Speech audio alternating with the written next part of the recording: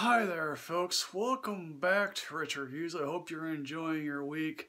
My apologies for not getting out so many reviews as of late. And I just got out of seeing The Wolf of Snow Hollow. And the most amazing thing happened to me while I actually tweeted out that I saw The Wolf of Snow Hollow. The writer, director, star, Jim Cummings, liked my tweet. How amazing is that? That made my day. And apparently this is being distributed by Orion Classics, which is interesting because MGM owns both United Artists Releasing and Orion, which are subsidiary companies, and now basically this is Orion Classic, which is a art house offshoot of a subsidiary of a larger company. That's strange coming out of my mouth. Apparently, Jim Cummings made one other feature 2 years ago that happened to win an audience award at South by Southwest and went on to play at Cannes. And again, I have no doubt that this guy has a bright future ahead of him. He could easily be an interesting indie director to watch.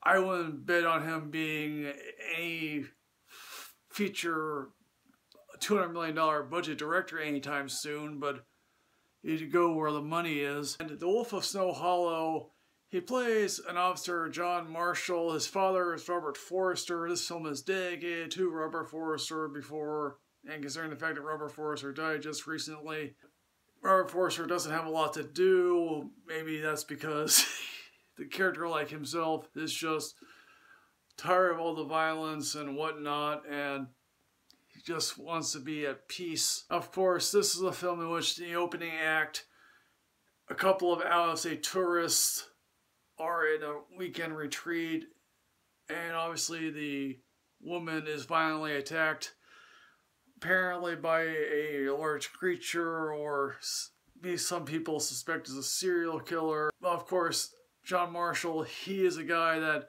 he is an AA, he has a quick temper. He has another deputy that happens to feel for the guy, and he has an ex-wife and his daughter who they don't know how they physically feel about him. His ex-wife is sort of harping on him. His daughter is like the average teenage daughter who's interested in boys and probably will make out with the next available guy that comes her way. Obviously, then of course we hit the murders that happen in this small Utah resort town, or at least one of the officers on the force begins to suspect, that that werewolf might be afoot. And the film obviously sort of suggests that, oh yes, this one particular drug dealer might be the werewolf or the serial killer. The John Marshall character is like, no, this is not actually happening. And, I don't know how to feel about this film because clearly he's trying to go for an overly broad horror comedy here. The werewolf. Now, I don't know if the Jim Cummings character is actually aware of his own shortcomings. Now, one of the more amazing things is we don't get a whole lot of werewolf films these days. We get a whole lot of witch films, vampire films, even zombie films, but we really don't get a whole lot of werewolf films. Probably the last werewolf film that I remember seeing was The Wolfman, and which wasn't all that great. And I guess Jim Cummings is trying to go for, say, a Coen Brothers feel. Again, I kind of enjoyed this, but there are times where it's like, I really wasn't all that scared.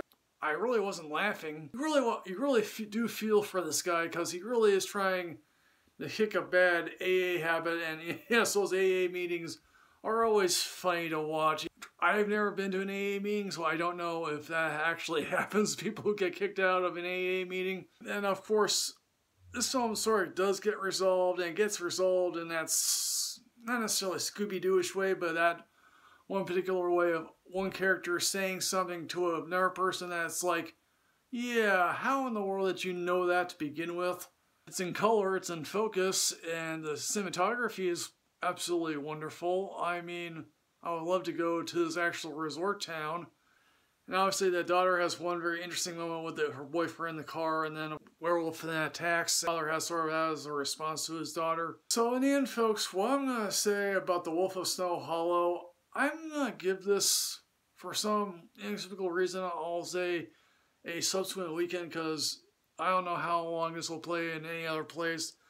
Do you need to see it immediately? No, but I would say if you're looking for something to watch on a Friday night, sure, why not this film? Wolf of Snow Hollow, have you seen this? What'd you think? Please put everything in the comment box below here, folks. As always, folks, like, comment, subscribe, enrich yourself with knowledge.